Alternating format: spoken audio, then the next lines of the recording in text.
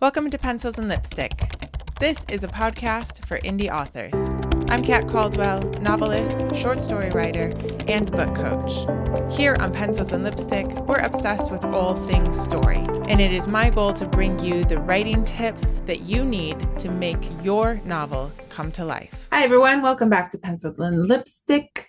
I'm Kat Caldwell, and this is episode 280 of the podcast, and it is September 26th as I record this, and this is going out September 29th of 2025. Yes, it is fall officially. It's beautiful here in Virginia when it's not raining. Like today it's sunny. Yesterday it was sunny and raining. I don't know, these hurricanes are kind of weird over here. I hope that you are having a lovely fall. I think this is the best season to write in, so I hope that you take advantage of that. You don't have to drink the iced coffee anymore. You get to have a nice hot mug of coffee or tea. Earl Grey is the best. Fight me on that one. And write out your book. And you know what I did the other day? I actually took out paper, paper and pen, and I was writing out some scenes in longhand. And I was reminded how things change a bit when you are writing by hand. It's just your brain works a little bit differently.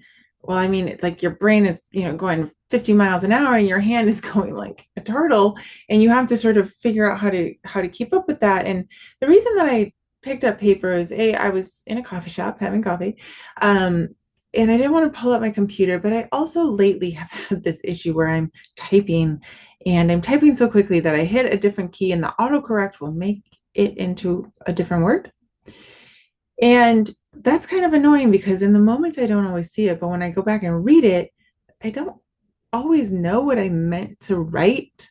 Or it's like, what is that? Like, it will sometimes like separate it into two different words that are actual words and not just like whatever my fingers made up. And I don't know. So I was getting a bit frustrated with hitting the backspace key or just sort of my typing fingers. I've been typing for forever, like I'm a pretty good typer, but something's happening. So I thought, well, I'm just going to write longhand. And yes, it hurts your elbow. Like I've remember when we were like kids and it hurts your hand, it hurts your elbow, and you're like shaking everything out. But it was fun. I was really into the scene. And I'm not sure if it was because of the handwriting or because like that scene had shown up and I was trying to get it down as quickly as possible before my appointment. And I don't know. So try it out. Maybe there is something cozy about it of writing. I don't know about you, but I mostly type because I feel like it's faster. And if you guys are anything like me, I don't know what diagnosis this is, but I always feel like I should be going faster. Like I don't have enough time to do this. I'm going to try to go faster, and like, so that sort of steers a lot of my decision making. And while I only got that scene written, so it was probably, it's by hand, so I don't even know how many words there were. It's quite a few pages, but most of my scenes are about 1,500 to 2,000 words. So I felt like, well, that's not enough. I should have gotten more written. If I had typed, maybe it would have gone faster, but I think I'm going to go try some longhand. There's a story that I've been thinking of for a while that I might try to write out longhand. It's kind of scary though. Maybe on loose leaf paper so I can move things around. That is the problem. Like when I was like, oh, midway, I was like, I don't want that to happen here. I need this information in there beforehand. And then you can't just copy paste it and move it. You have to like actually make arrows or like cross it out and rewrite it, or I don't know. So that's what I did at that moment. I crossed it out and rewrote it, but yeah, I'm going to have to figure that out. So anyway, that was a little experiment. I do want to tell you guys we're having an interview today with Kevin Hall. He is a memoir writer, and he's going to talk a lot about his books, but also marketing for a memoir. But he's got some really good tips. So even if you're not a memoir writer, you might want to stick around. He has done some things that I had not thought of, and I was like, oh, I should totally do that. So you're going to want to stick around. But before we do, I came across this email. So I am on Ines Johnson's email list. And you know how you sign up to emails? Because I love seeing what other authors are doing. I like connecting with them. And then Ines, I don't know if she still is in DC, but at some point she was in DC. And so I've been on her email list, and I came across this email of this Kickstarter that she is starting. And because it's September 9th as this goes out, her Kickstarter runs until October 15th. So you are in plenty of time to check it out. But it is called the Page Turner Planning. And now, if you don't know, Ines Johnson is a like six-figure author, so she knows what she's doing. And she has created this planner. She says how to write and market your books year round at a consistent pace.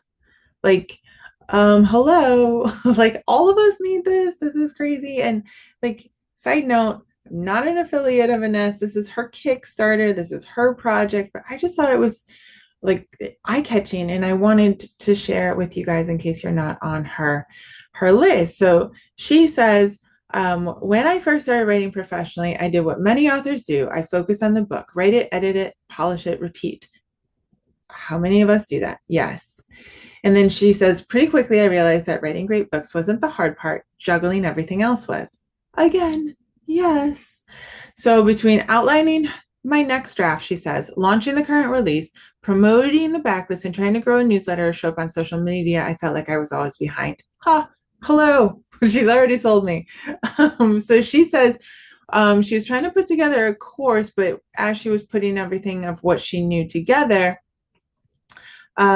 she realized that she had a different system than most people. And so what she did was put together her system into this project, which is the Page Turner Planning. So I think I'm going to have the link in the show notes below. Again, you guys have time until October 15th. And I think you guys should check it out. So she says that the system that she developed is to specifically write multiple books a year, grow pen names in different genres, build sustainable marketing habits, and then treat her writing like a business. So this is what she has put together in her planning system, and something that she is now offering to everyone else. Let me see as I scroll down here. So like the tiers start at like $10, like that's the digital. If you want the physical planner, it's $55. Like this is great. You know, she has webinars that you can, if you want to go up, if you have like the whole shebang is 52 weeks, and it's $297. And then like being part of her mastermind plus the Page Turner Planning is $897. So you know, it goes from a little like $10 all the way up to being part of her group and getting, I would think, getting coached by her. The webinars and getting everything. Yeah. So you'll in the $897, you'll join her in a group of like-minded writers for monthly live sessions, discussions, personalized coaching. So there you go. All different levels, right? So again, you guys are not obligated to do anything, but I would like to tell you guys about fun things that are happening in the publishing and writing world. And I think Ines Johnson's, you know, this is like the time of year where we realize that we should plan again, start planning again. I always feel like it in fall, not in January. So check it out. If you don't have some sort of planner, I think that you should, just so you know. It is kind of bothering me, but that behind me I have that whole empty space right now. Can you see that? If you're on YouTube, you can see that right there. I need to put something there. All right, so today that's all I have for you guys today. Other than the interview, let's talk about the interview. Kevin Hall. So he has quite a few books. We talk about all of them. He has two memoirs about his childhood, and now his new one is called Signs, The Veil is Thinner Than We Imagine.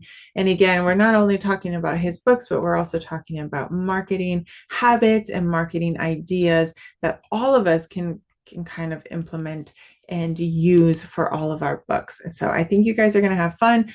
We laugh a lot in this interview. I think you're going to have a great time as you drive to work or drive home listening. So without any further ado, yes, not before, without further ado, let's get into the interview. Kevin Hall is a computer scientist turned memoir writer. He has 3 books out right now that were an effort to answer the question his grandkids kept asking him: what was it like when you were growing up, Grandpa?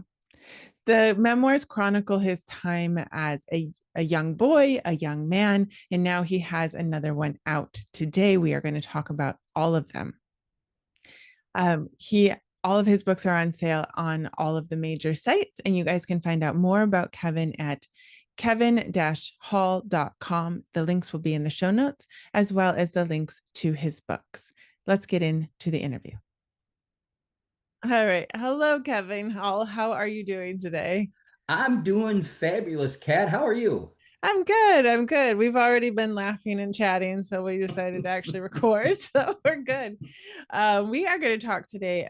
You have like written a couple different genres. Your fourth book is like another different genre. So you have Yes. like 3 genres. You have memoir. You have, what would you call this last one? Signs. It's Signs is nonfiction, spiritual in spiritual. nature. Yep. Okay. And then you have a marketing book coming out. So let's start with how you decided to start writing books, because you weren't a journalist and you weren't a writer. So No. what was the beginning of this journey? I have to blame my grandkids. Okay. They would come over to the house and they always wanted to know, Grandpa, what were you like as a kid? Oh, What did you yes. do? What did you play? All this kind of stuff. And so I started telling them stories.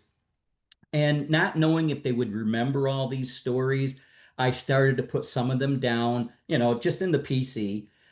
Pretty soon, I had so many that here comes a book.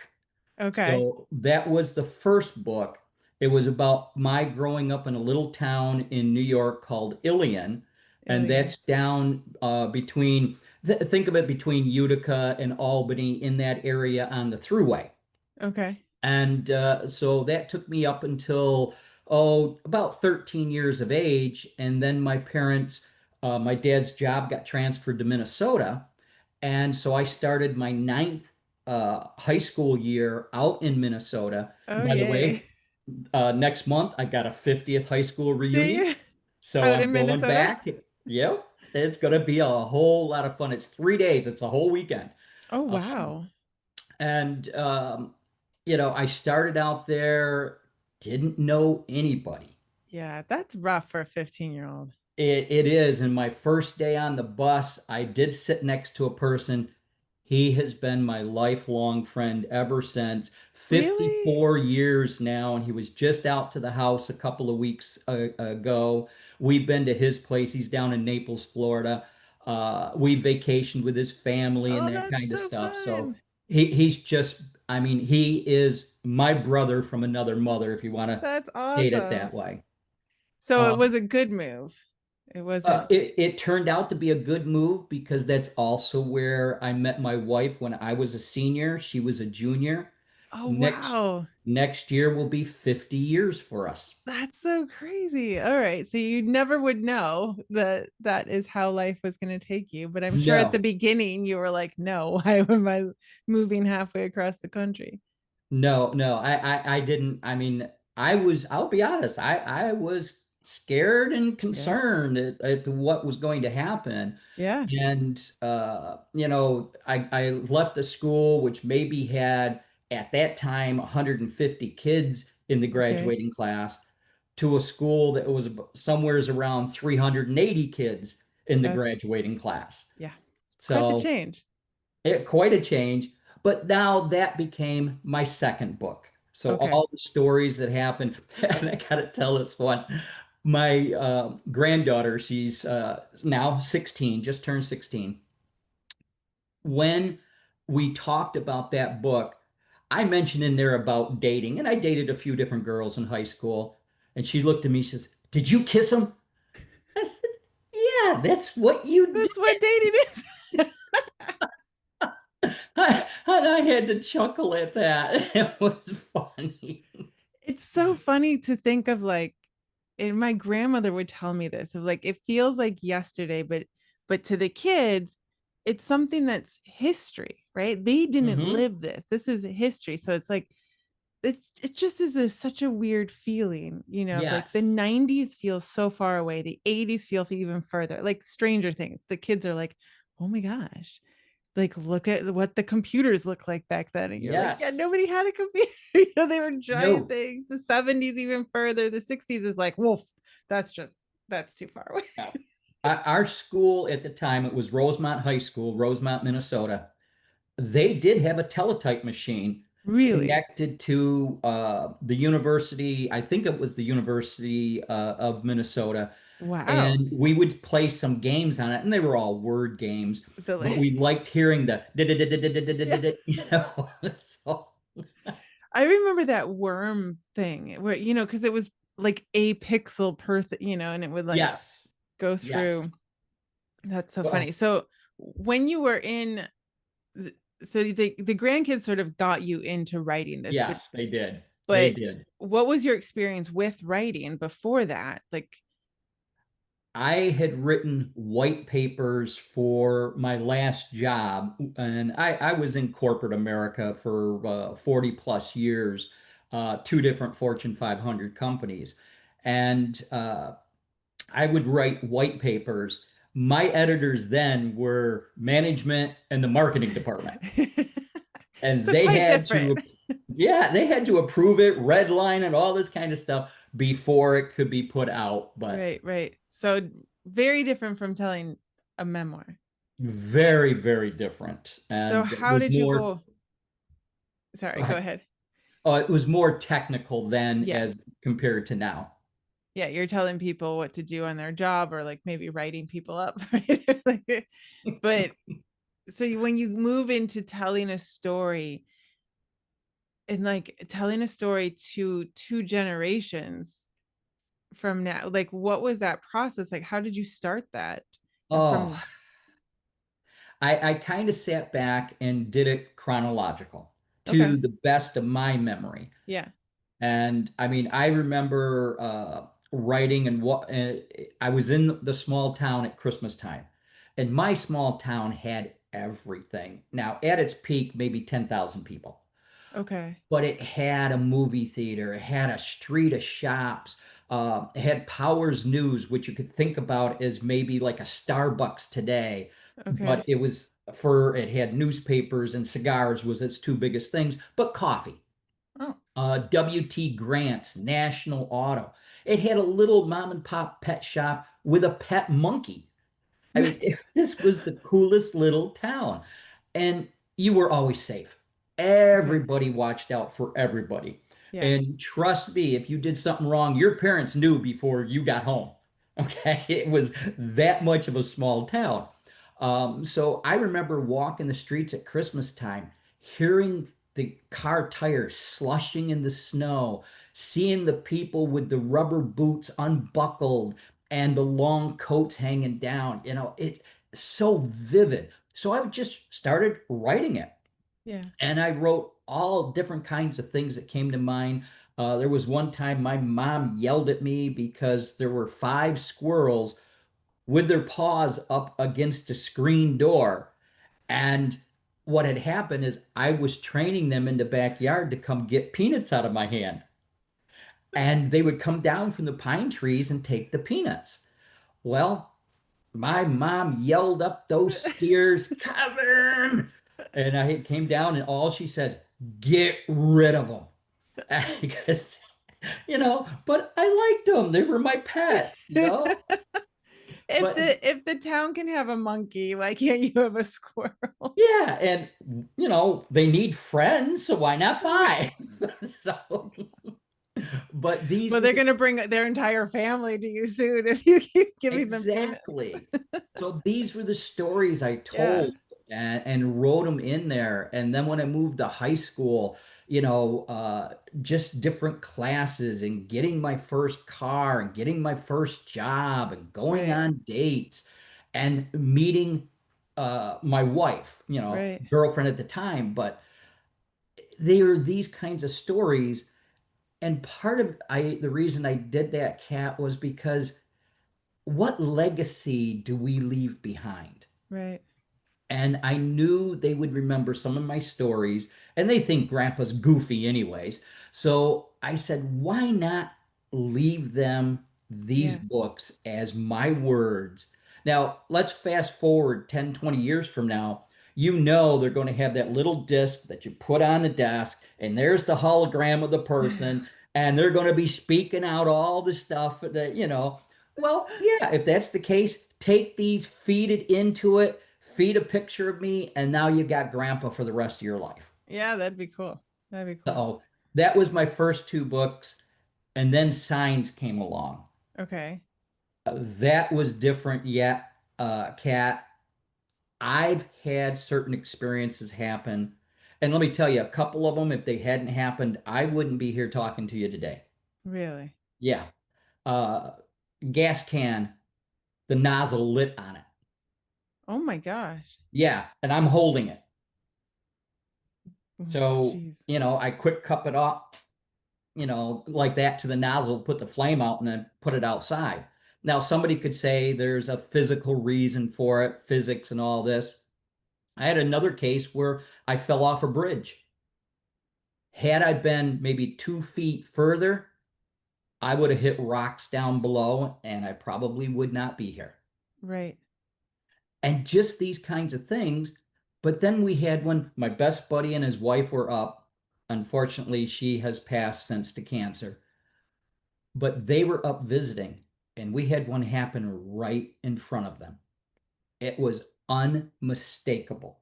Hmm. And because of all of this, I decided to write this book. Well, my stories are interesting, but they don't really prove necessarily an existence beyond the veil. Right. So I started reaching out to people. I Okay. talked to folks who were in the Twin Towers on 9/11. Yeah. I talked to a gentleman who was a complete addict, sees a vision, gets sober over a 3-year period, and goes on to get into the Guinness Book of World Records. Wow. Says he doesn't even think about another drop.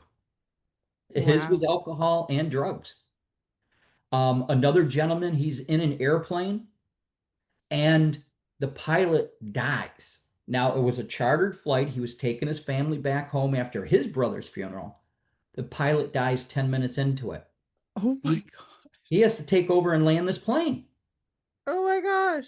Now, there was a movie made out of that, and this is where I first saw it. It was Amazon Prime called On a Wing and a Prayer.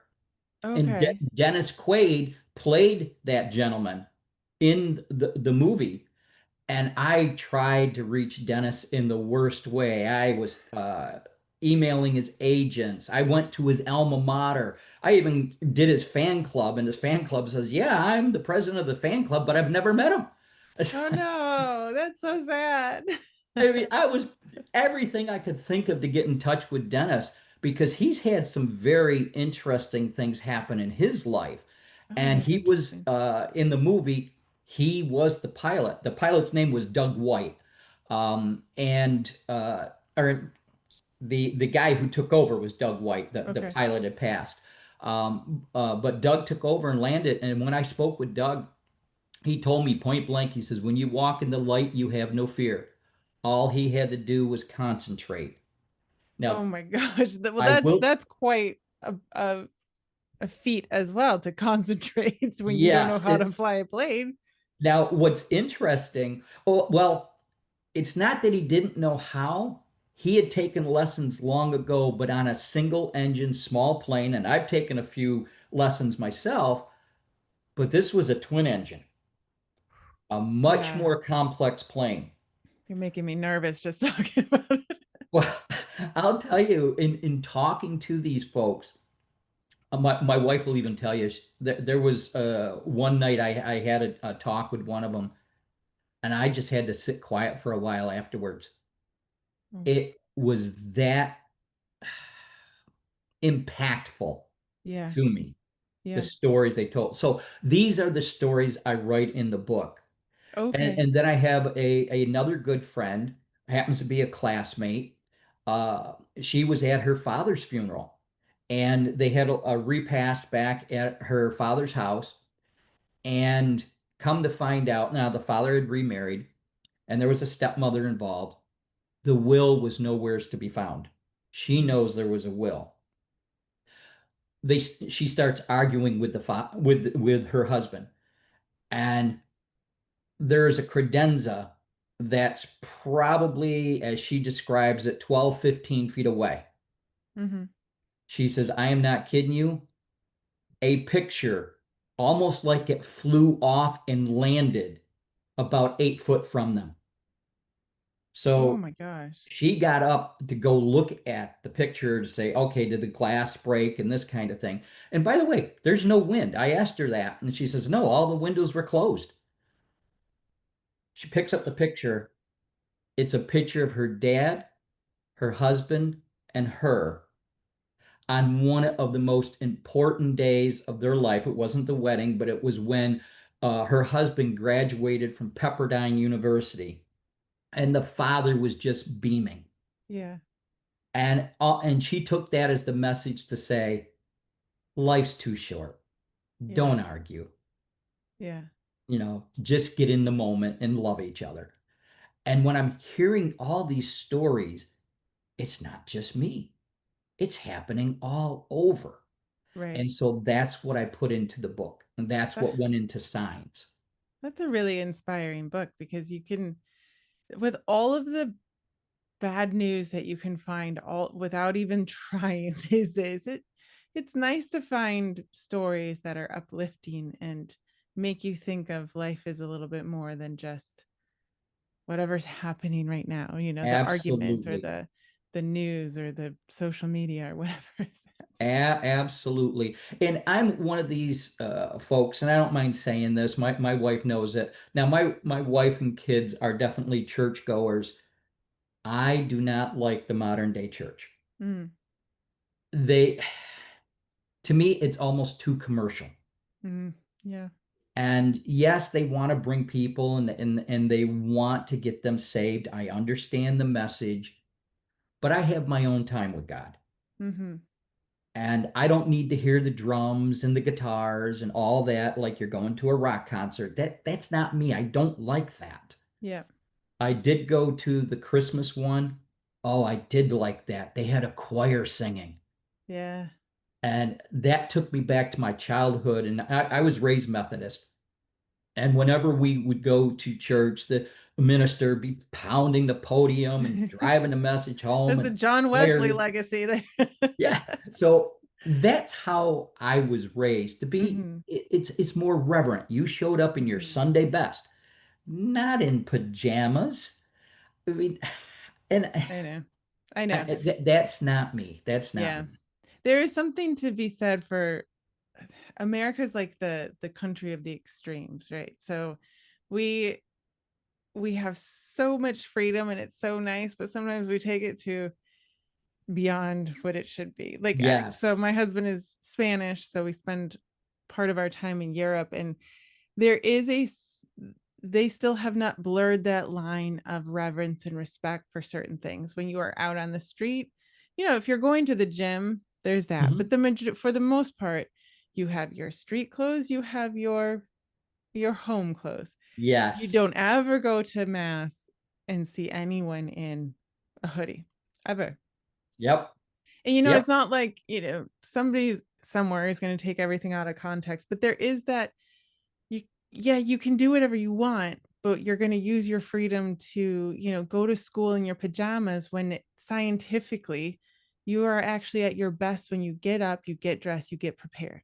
Yes. Like you will actually do better on your tests. You will, I work at home. I could spend all day in my pajamas, but years Hmm. ago I decided I get up, I get dressed, I get my makeup on because I feel better. Yeah. There Yeah. and you have that reference for your work. And so, yes, we have the freedom to do whatever we want, but Yep. Yep. sometimes it's to our detriment. My last probably 10, 12 years of working, I worked virtual. My Mm, boss was in Arizona. His boss was in France. So, Okay.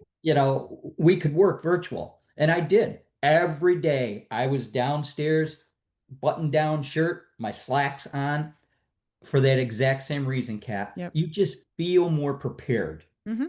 Your It, brain works better. Like yeah, you don't feel as tired. You like in the you can argue all you want, but scientifically they've done studies on it. Like there's no way to get around it. yep, Um, yep. and there is something to say for, yeah, I want the freedom that the generations have, but you're competing also with a world that doesn't do that. Yes, So definitely take everything, especially if you're a younger person listen to listening to us now. My daughter would be like, "You're such a boomer," which I'm not, but whatever. hmm. But I Well, am much older than her. it's interesting to see this. My 16-year-old granddaughter, we've her parents have asked, we've asked, "You're going to get your ears pierced?" No, had no interest in it. Mm, My 9-year-old granddaughter, "Oh, look, I just got my ears pierced. Look at that." It's kind of funny to see yes. the differences there. Yeah. But yeah, they have to be their own person, Hmm. but you also have to exist in society. Yeah. In a world now. It's no longer, Yes. small town or the big city next to your small town. It is the whole world we're Yes. competing with, which is for good and bad. Like somebody in India can pick up your book and be, just impacted by it. But for the bad, we are competing with people who have expectations set on them that maybe are not put on us here. I- Absolutely. And you mentioned somebody in India. That's another thing in the book I went into. I went into cultures of China, Japan, India, the Norse, the American Indian. I went into history of looking at the Egyptians and the Druids and the Romans, and just so much of this. It has transcended time. yeah. And I got Yeah. in touch with a doctor, Christopher Kerr, out of Buffalo. And he's a cardiologist by education in his first job, but now he's the CEO of hospice and palliative care Oh, in wow. Buffalo. And the stories that he tells, um, of the patients dying, and he's chronicled over 1,500 end of life for Wow. the patients and written white papers on this. I mean, there's a quote I have in the beginning of the book, and it says that we are not human beings having a spiritual journey. We are spiritual beings having a human journey. Yeah. Yeah. I believe that. I mean, it's just when you think of that, the paradigm shifts Yeah. and you get a whole different mindset. If that's really what we are, and I do believe that, then we don't go on to nothingness. We do go on Yeah. Yeah. because you're not going to kill the spirit. You're not. And if you look at it from a physics perspective, can you really destroy energy? Yeah. True. You That, you can change its shape, but you can't destroy it. The energy is there. yeah. So where does that go? Right. And I even go into some movie stars, Suzanne Summers, Olivia Newton-John, Sam Kennison.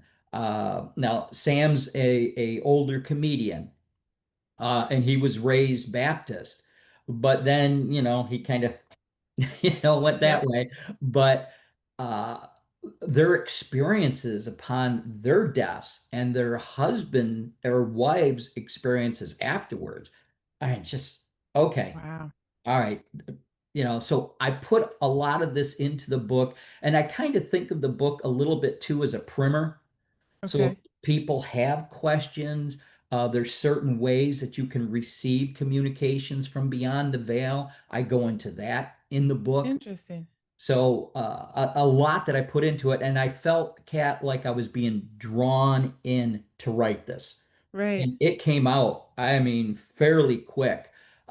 There's things from an editing perspective I would do different today. Mm. that I didn't do then, and things, frankly, I didn't know. I was a new author.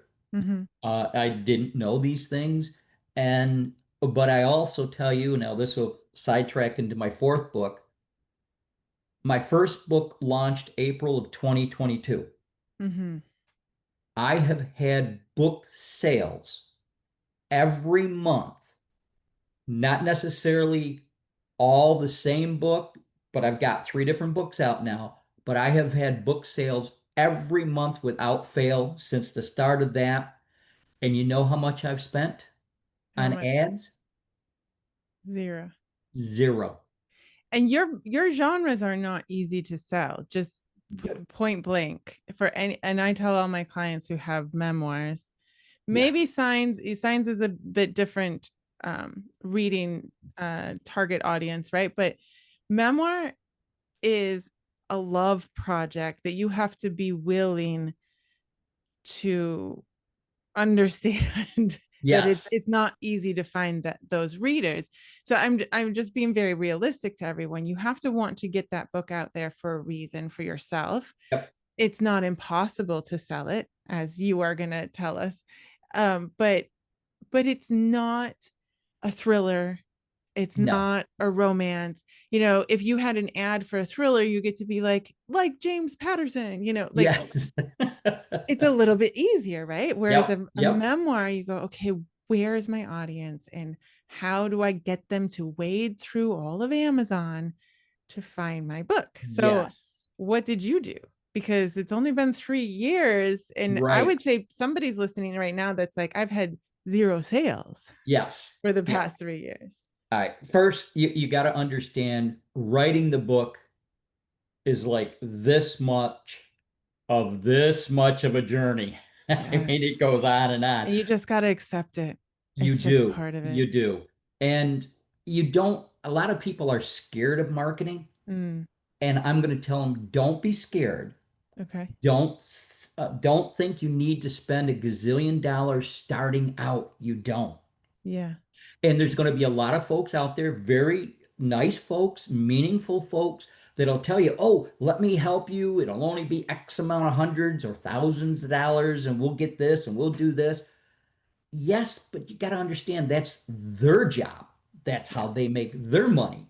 Right. And I was on a YouTube live event, and one of the speakers was saying, "I'm a millionaire, but I only sold $20,000 worth of revenue in my books.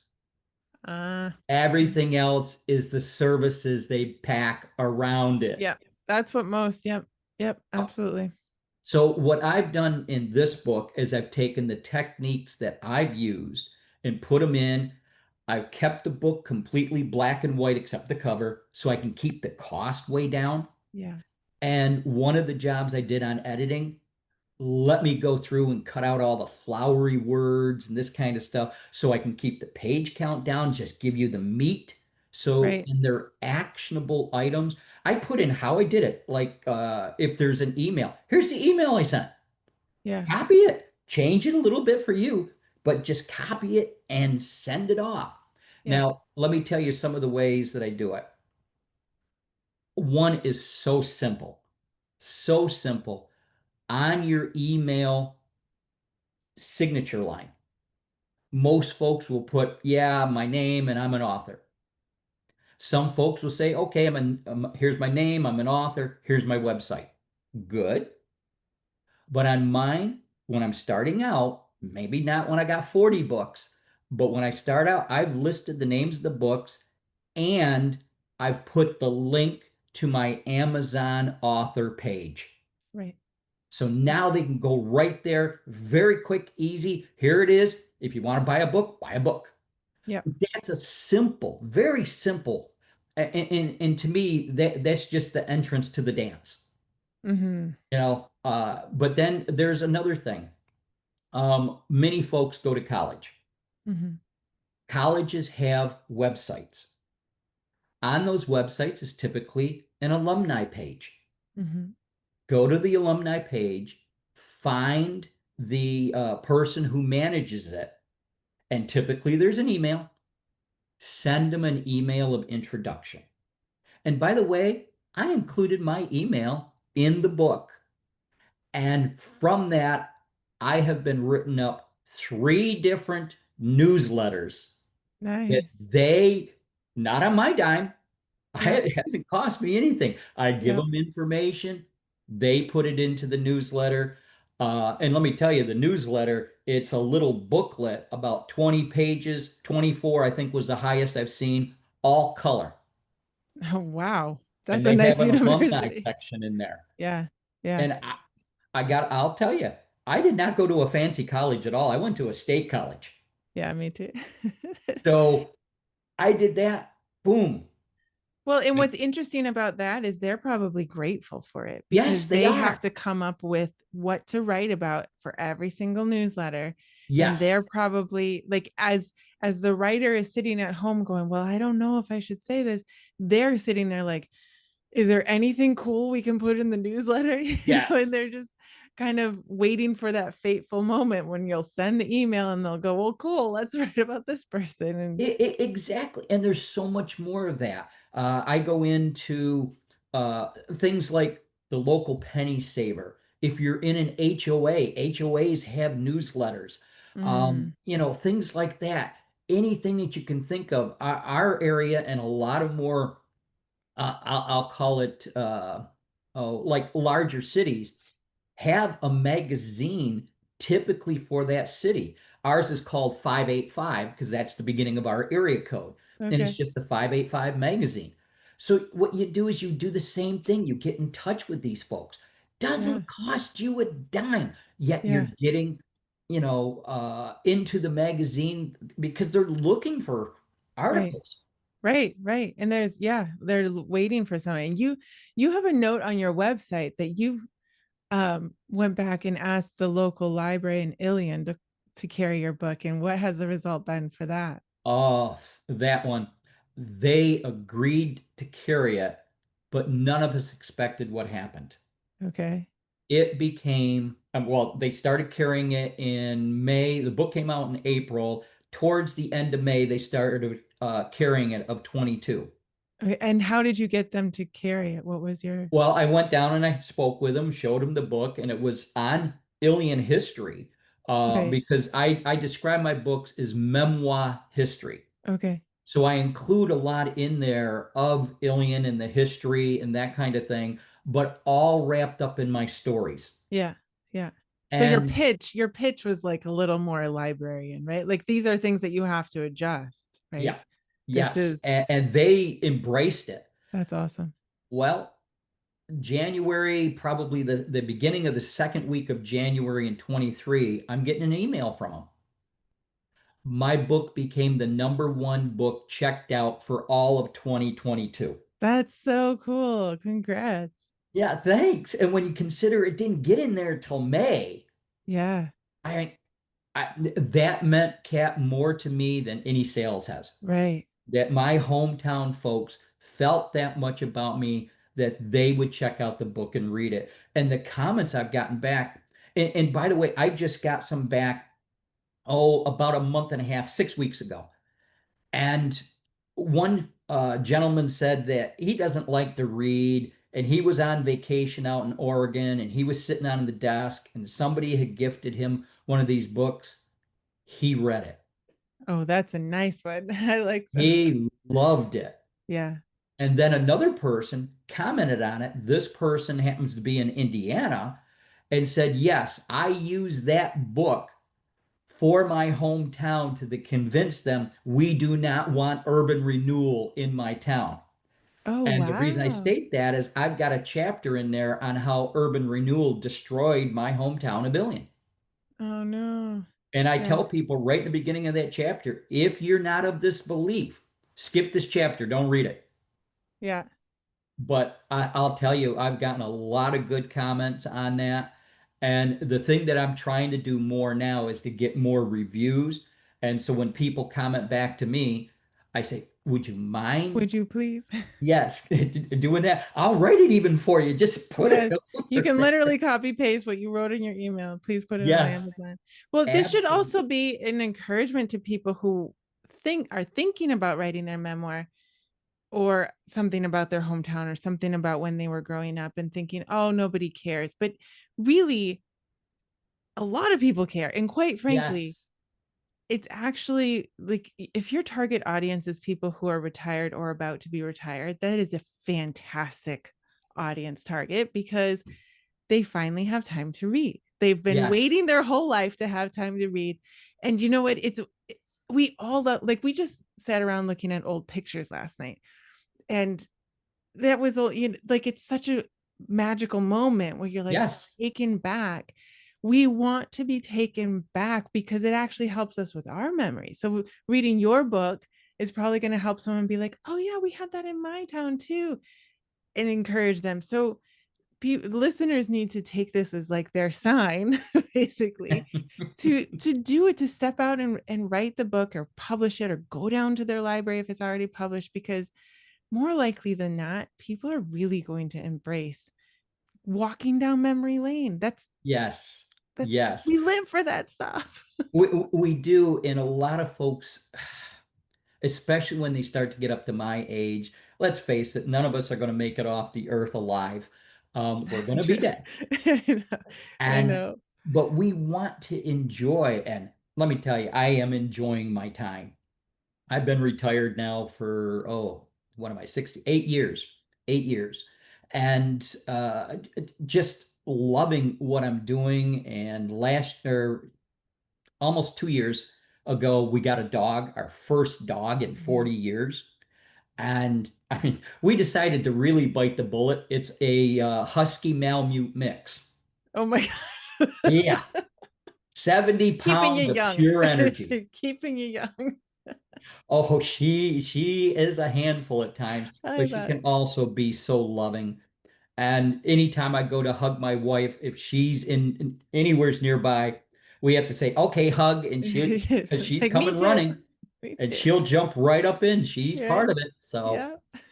That's awesome. but it's just the fun that we have in this. But Yes. tell folks, when you go, what are you leaving behind? Yeah. Even if it's just you don't want to make a book, write it down. Or better yet, get your cell phone, talk into it, take a video of it, do these kinds of things and leave it for your kids, your grandkids, and on and on. Uh, Yeah. And because many of us are not going to have grave sites to go to. We're going to right. be I cremated know. I know. and Everything's changing, right? And everyone's moving everything. away. But I also getting involved with your local library, because if somebody's writing a book like Signs, but maybe Hmm. for that area or something that you can contribute to, like, if you can be part of that, because Signs is a book that you're collaborating with a lot of people's stories. And what a wonderful way, like, if you feel like your story's not big enough for a book, but if you could collaborate with another book and Yes. leave that legacy behind, that's also an option that is happens all the time in the book world. Absolutely. The one piece of advice, make sure you get permission, Yes. get it in Yes. writing, and an email is fine. I've had that validated. They said, yes, the email coming from them does constitute that it Right. is legal. Right. Right. Right. So, Right. and I did. I sent them the stories and they commented back. But my Rosemont experience, I got in touch with the libraries out there, and there's two libraries out there that are carrying my book. See, And yeah, yeah. they gave me the link to go look at it and see how many people are checking it out. Constantly checked out. That's so cool. Now, here's the funny part. They're all checked out. Now, Rosemont is just a little southwest of Minneapolis. Okay. So it's like you could A almost consider suburb. it a suburb of Yeah. Minneapolis. Yeah. I would figure there'd be a lot of sales. There are not as many sales, but they're checking it out of the Right. library. Right. So Right. I said, okay, at Well, least they're reading the book, and that's fine with me. but you did sell it to the library, and that's one thing, like, Yes, the writers don't always know, is that libraries, like, it's a different system. They actually have to spend more on the book.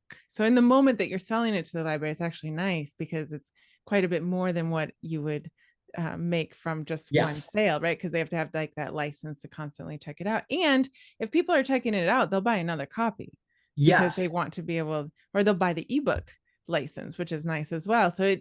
So when as you were collect, doing this marketing, were you starting to collect already, like to put it into a book? Or what was the moment in which you were like, I should probably put all of my experience into a marketing book for authors?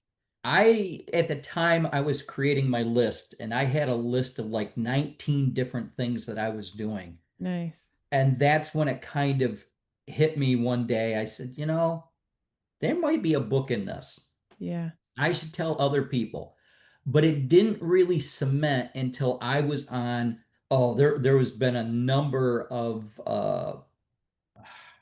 webinars Mm-hmm. and YouTube live events I've been on with a lot of folks asking questions. Well, I don't know how to even begin marketing. I don't know where to Right. start. I don't like, and I'm hearing all this over and over and over again. And I'm saying, okay, time out. You just need some baby steps. Right. You just need a little hand holding. Yep. And so Yep. that's what I put in there. And when I told people, Kat, I've been on about 40 podcasts right now and more to come. Um, and when I tell people, oh, how'd you do that? Blah, blah, blah. Okay, I'm going to tell you exactly how. And Yep. so I dedicate 2 chapters in this book because not only do you need to know where to get it, how to get onto these, you need to know how to be a good guest too and what's Yes. expected. I was just going to say yes. Probably more than getting on, because, yes, you need to know that. But I've started to teach people how to be a good guest, because there is nothing harder than having an interview with someone who's so nervous that they can't remember their words. No, I just You don't love to. have that issue. No, I love to talk like this. But if I was to get on stage, yeah, the nerves would kick in. Sure, I, sure, I, I sure. mean, I'm only human. You Uh, gotta you gotta look into how to do each. Like, it's a new, maybe it's just a baby pivot, but it is a new sort of area, right? You have to learn yes, how to talk about, you have to learn how to talk about your book, which a lot of yes. authors, weirdly enough, don't know how to do concisely. And that's something you got to practice. Well, I'll tell you, I was on a couple of radio shows, and Oh, and they're like timed. yes, and what you just said is extremely important. Mm, In fact, I didn't mention the book title in like the first 20 seconds. And the host says, why don't you mention your book title? right, You know, right. okay, I was leading up to that, but now Yeah, you're yeah, sidetracking me. yeah, But some simple things like I could do this. You're on the screen, so I could do this. How do I look? yeah, It does. I'm not really looking when it comes through compared to looking right into the camera, looking into that little light right up there. right. Now, when people see the podcast, it's looking like we're talking right to each other. Yeah, And you exactly. got to learn to do that because we're so used to looking at the person. Yep. Yeah, you have to move so I have a very big screen, so mine is moved up. What I've also found is we tend to look at ourselves, which is, it's like the comfort place. Like, if I can just look at myself, but that will also get you to check your hair, check your Yes, thing, yes, and yes. Well, you I've had to see, learn to not fidget, which if people watch me on YouTube, they're like, you have a while to go. I used to fidget way more than I fidget now. So actually, but these are the things, and you yep. got to learn them. Now, you will see me with this because, you know, it's going way up more and more. When I was a kid in high school, I had hair, it came down, it was shoulder length, but now it's going way up the head. And But because that goes into lighting. If you have glasses on, I just yes, had a guest that she had to take her glasses off because she just looked like, the glare was off. It's all well, these things. yeah. Well, here's a tip with glasses. Now, I do wear glasses, I take them off, but Yep. you see the glare, take the back of your uh, frame here Uh-huh. and just tip it up. Notice the glare went away, Oh, that is a good tip. but you Uh, can still see. But you can still see, especially, yeah, I got contacts. So yeah, I was so tired of the glare because it's But these difficult are to the do lighting. Yeah. yeah, these are the tips I go into, and there's something else I go into that I Okay. call podcast piggybacking. Okay. Now, I talk about all the different ways. There's podmatch.com and podcastguest.com, and there's others. And I Mm, list them off in a chart and say, this is how you can find the podcast. But there's another way you can find them. And I just termed it podcast piggybacking. Um, you can go online and there's a couple ways you can do it. And just key in, like if I wanted to find a podcast Dennis Quaid was on, Hmm. Dennis Quaid podcast guest. Type that in and you will start to get the results coming back. So you can find out if you have a similar topic that he does. Interesting. Then you take and contact the host Yeah. and say, look, I saw Dennis Quaid. I agreed with what he said here and here. I've got a little slight different take, or I can add to it. If Yep. you'd like, here's my contact information. And that's all you Yep. do. Very Yep. simple. Hmm. Other ways that I've done it is I get the hosts and I go and I listen to a few of their podcasts and I find out, oh, here's a guest. I go to LinkedIn and I friend that guest. Yeah. And then we start a conversation. And I said, look, I enjoyed when you were on this podcast. Can you tell me how you did it? Yeah. Let me tell you, Kat, most of the time, oh, let me send an email or let me Yep. introduce you. Yep. Fine. It's amazing to me how helpful people can be. Yes. If we have this perception that people are not helpful, I will also say, like, I have reached out to authors that I really admire and asked to come on. I've never had one no. In fact, I've had them say, oh, I've never been asked before. So that, like, you can flip that and say, sorry, I just in my mind. You can flip that and say, like, if people who have a podcast, especially if it comes out every week, are always looking for guests. So, Yes. I have everyone has their little rules, their guidelines, and what the, how to get on the show. But you just got to send the email. Yeah. You just got to find Yes. it. You got to find out how to do it. You got to see who's in charge. And you got to send the email. And sometimes you have to follow up depending, like I was on vacation and I didn't do as well with my email. Don't be afraid Don't. You're to you're offer. And human and they understand that. yeah, But you also have to remember your number one job is to make sure that you not only entertain the host, but you have to entertain and be informative to the audience. yes, yes, And if you can do that and you can speak, now you see I'm a little animated, but if you can be human and do that kind of stuff, you will yep, start to be asked after a while. yep, You don't even yeah, have to go looking. So, absolutely. You'll be uh, asked to come back. But when I am asked by my fellow podcasters, have you in, interviewed anyone interesting? You're going to be at the top of my list. If you yes. are Yep. easier to converse with, if you come prepared, have your links, be ready to talk about your book. And I'm okay with nervousness. Like, I was nervous, I can pull people, but like, you got to be willing to add to the conversation, right? Yes. And you kind of want that top of mind. Like, I'm here to really let people know about my topic or my books or who I am, Yep. whatever the Yep. the theme is. So you have that. When is the this has become a, like, how to get on a podcast interview. um but honestly, if you guys go to Kevin Hall's website, and you'll see, like, where he has been interviewed, and you guys can listen to him as well and find out more. But this marketing book, when is this coming out?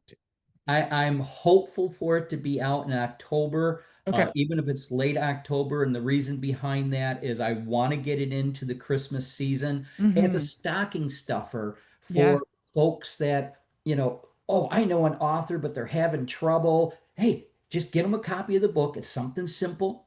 Right. And I try to do it in plain English with a lot of examples. That's appreciative.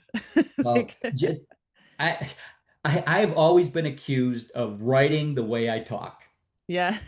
And, I've had editors, no, no, no. But you're trying to change my voice. You're Yeah. trying to change how I come across.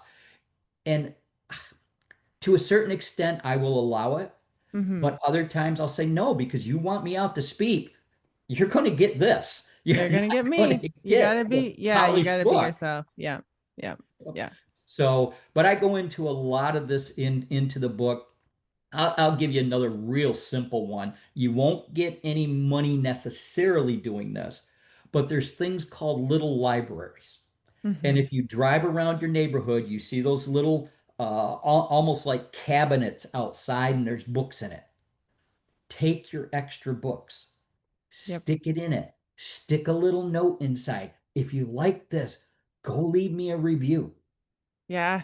and just leave it there. You Reviews know, are gold. are gold. And I saw someone on Instagram the other day and I couldn't believe I hadn't thought of it.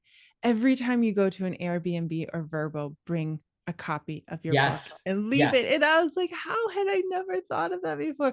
But everyone in the comment was like, oh my gosh, obviously, like, yep, or if you're going, I mean, and this goes into you have to actually have a physical copy on you, yes, right? you But do. if you're visiting a town and there's always a local coffee shop that has like books where people you just go in there and you ask, can I leave my book? Just leave your book. Exactly, Like, exactly. yes, it costs you a little money, but it might you just never know. You And never like know. we all have copies of our books. Here's another one. Leave it in the pocket on the airplane. Oh, I had not thought of that one either. Yep, just leave it Nice in the one. pocket. When you go to hotels, you could leave it in the nightstand drawer. Yep. Oh, that's a good I one mean, too. there's so many places that you can drop these off at. It's going to cost you a little money, but Yep. you're expanding your reach, and that's really what you want to do. Right. And I'll tell you, with the podcast and everything I've been doing, my book has been sold in Australia, South Africa, England, Canada, and the US. See, and so people cannot think that their memoir is going to be only here or there, Yeah. like people are interested in your book everywhere, but they have to know that it exists. So That's the key. we are And you really got to looking get the word forward to out. this book. So in the meantime, everyone can we'll be putting links to your books in the show notes. Otherwise, it's kevin-hall.com. And then we will be putting the link to the marketing book as well in the show notes once you have it, once your editor gets back. We'll blame it on the editor right now. And then, or they can go to your Amazon Yes. website, your Amazon author page, right? And once the book is there, Yes, it'll be there. and if you don't like Amazon, the Signs book at least is out on Barnes and Noble, and in fact, a number of the books are on various different sites. Walmart.com, I found it out on Walmart.com Nice. and Target.com. There's the books out there. Nice. If you want to save some money, there's the used book sites, and I found a couple out there. So I just want people to read them Yep. and, Yep. and have some fun. Think about your own history. And if Yes. you're an author, when my next book comes out, I hope it helps you make a few more sales and get your book out there further. That's my goal. Exactly. Exactly. Well, it's been so much fun to talk to you, Kevin. We'll definitely have to have you on the show again soon. But um, yes, we will have the links in the show notes. And thank you so much for coming on and talking about your books. Oh, thank you very much, Kat. This has been a pleasure. I've really enjoyed it.